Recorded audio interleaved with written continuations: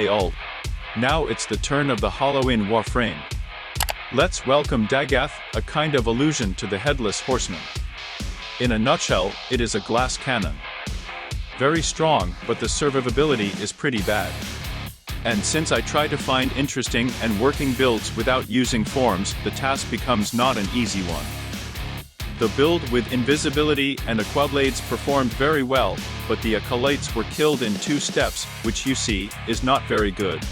But I'm getting ahead of myself. Let's first tell you what Dagath can do. She knows how to get a discount for herself, sometimes receiving a triple benefit from the orbs of health or energy. Masterfully wields scythes, slowing down enemies and inflicting viral status on them.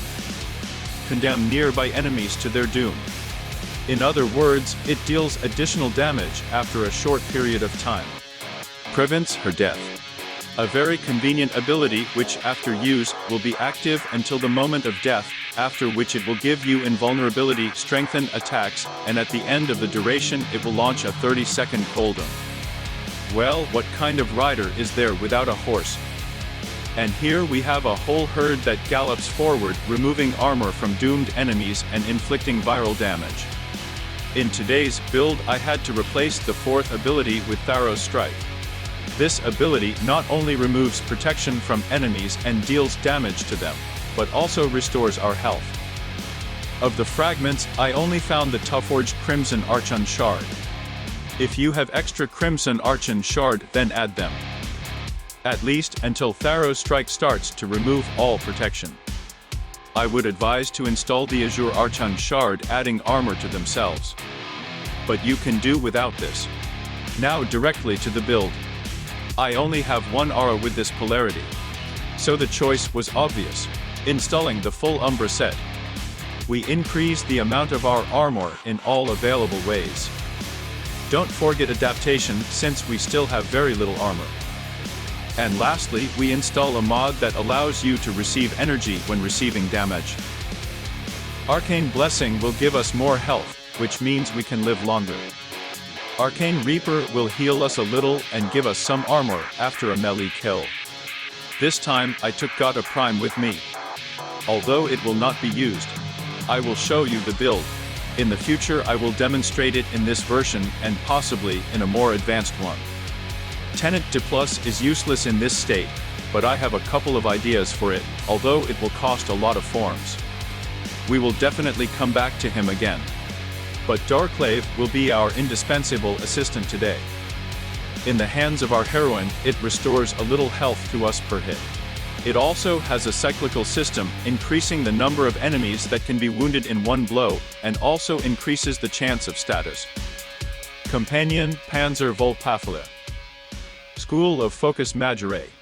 From words to action, let's move on to the gameplay.